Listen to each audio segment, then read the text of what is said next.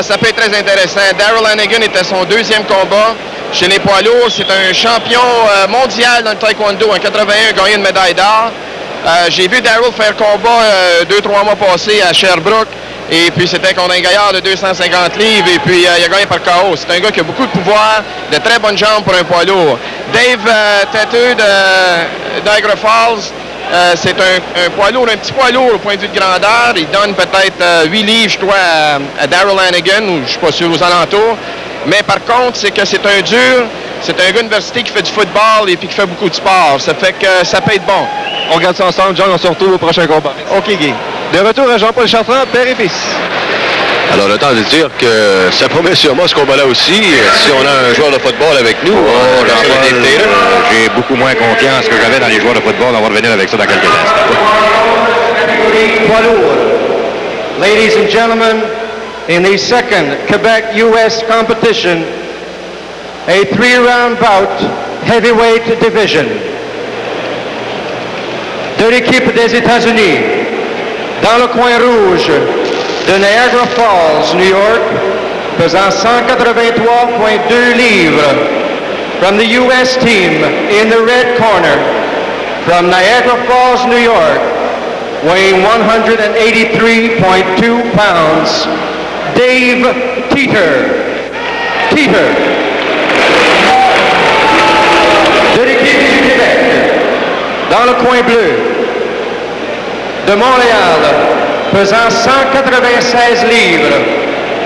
From the Quebec team, in the blue corner, from Montreal, weighing 196 pounds, Darrell Hannigan.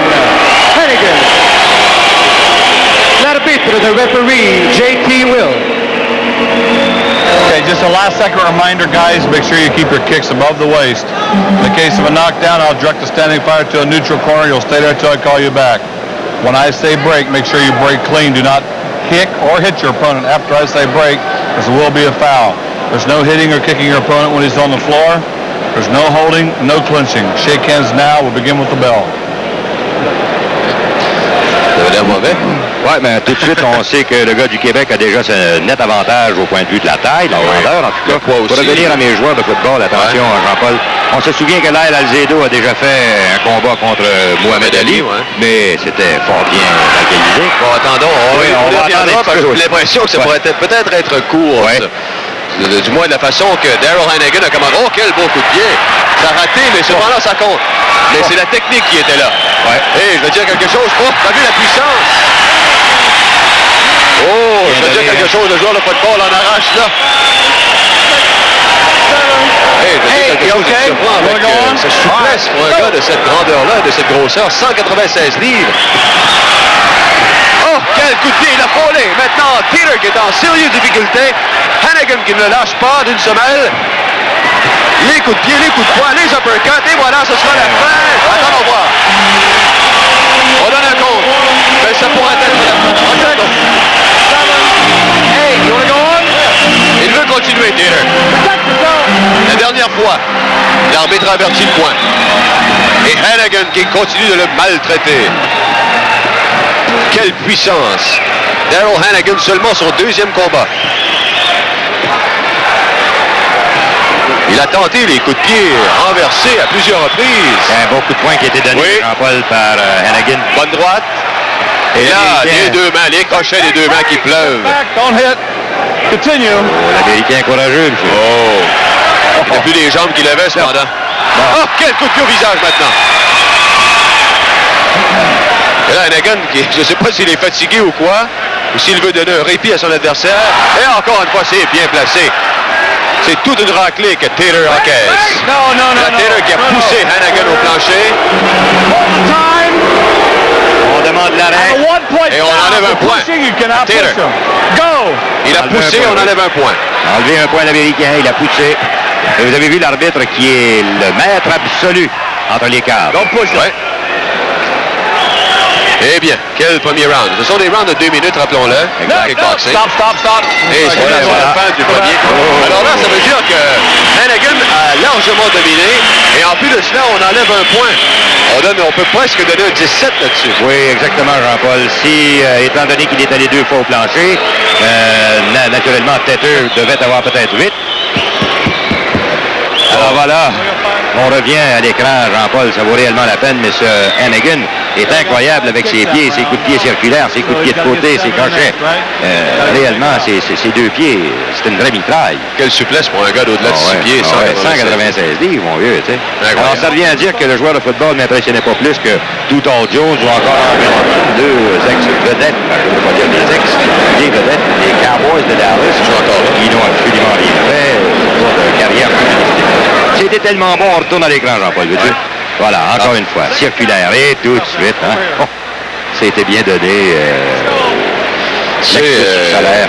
Il y a eu quelques huées, je ne sais pas si les gens à l'écran peuvent le voir, mais s'il y en a qui se demandaient pourquoi il y avait des huées, c'est que tout simplement la demoiselle qui se promenait avec les pancartes cette fois-ci était beaucoup plus vêtue que l'autre, et c'est pour ça qu'on a hué.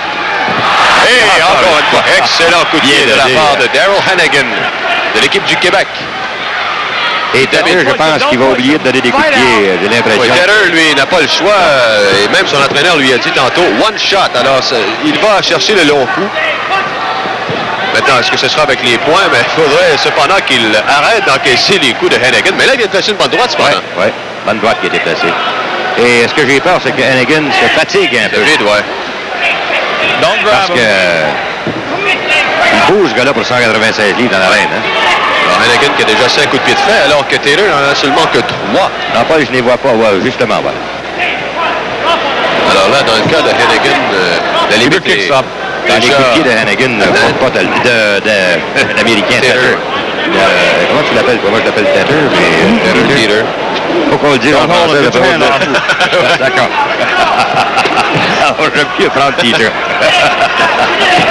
C'est pas le mon grand.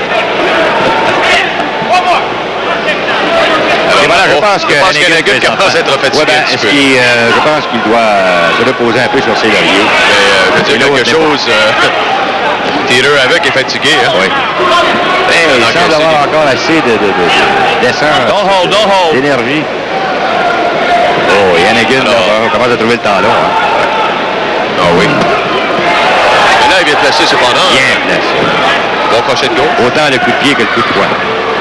Vous remarquerez que dans le cas de l'Américain Tater, c'est qu'il oublie de donner des coups de pied. C'est la fatigue qui l'a envoyé au plancher.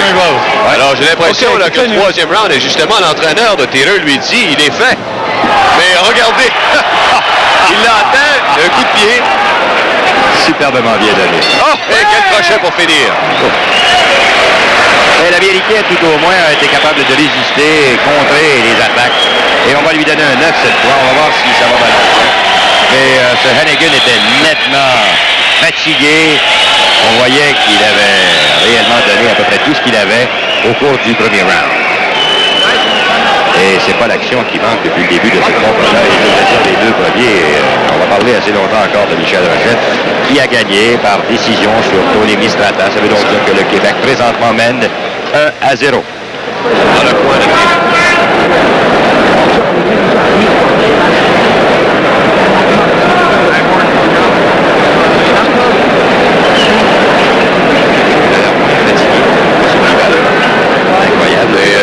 là, on a du mal à entendre qu'est-ce qu'il se dit dans le coin, mais je suis certain qu'on lui a dit une chose. Ton rival est absolument vidé. C'est le temps là ou jamais. Mais j'ai l'impression qu'il ne donne pas assez de coups de pied, le monsieur, par exemple. Je n'ai pas remarqué s'il avait atteint la limite au cours du temps. Jean-Paul, on commence avec un... Je ne peux pas voir dans son coin. C'est difficile de voir à l'occasion le nombre de coups de pied. Il en a 2 là maintenant. Oui. Dans le cas de... C'est la même chose pour Hannigan. Daryl Hannigan de Montréal. Capable de prendre un coup, ce gars-là, il encaisse solidement. Mais Hannigan, là, c'est littéralement vidé au premier round. Mais avec sa plus grande portée, Tater est obligé de lui tenir respect. Oui. Parce qu'on l'a vu à la fin du deuxième round, alors que Hannigan semblait complètement vidé, fatigué. Eh bien, Taylor a tenté de foncer sur lui et il a écopé d'un beau coup de pied au visage. L'Américain a 5 coups de pied de donner, Jean-Paul. Les Québécois, est-ce que tu le vois? Donc, c'est l'entraîneur de Taylor qui nous empêche de le voir, mais pour l'instant, ça se bat surtout à la boxe. Voilà, un pied maintenant. Et excellent direct du droit. Taylor a été ébranlé. Et Hannigan maintenant qui saigne du nez, Jean-Paul. On s'aperçoit, il est obligé de respirer de la bouche. Vous voyez là maintenant la bouche contre. Et voilà une autre excellente droite de la part d'Hannigan et Taylor qui continue à encaisser. Il est solide, tout comme Mistrala tantôt face à Rochette. Je ne voudrais pas que ça aille tellement plus loin, Jean-Paul. Parce que Hannigan, d'après moi, est complètement vidé. Quelle droite! Et celle-là, là, Et c'est comme si rien n'était arrivé. Ouais. Taylor a pris ça comme rien. Je sais pas quelle position joue au football, mais si jamais il manque de ballon, il va peut-être servir de ballon. Oh, oui. Et vous constaterez qu'elle ne donne pas tellement de coups de pied, l'Américain. Taylor se contente de donner surtout des coups de poing autant que possible. Et le jab maintenant, On absorbe aussi possiblement. Pas possible comment il a encaissé. Et voilà la fin du combat. Eh bien, qui aurait cru que ce serait aller jusqu'à la limite? Jean-Paul, je vais vous voter ça, moi, 30 à 25. C'est exactement la même chose. 30-25? Ouais. Pas moyen de rien vous cacher, vous?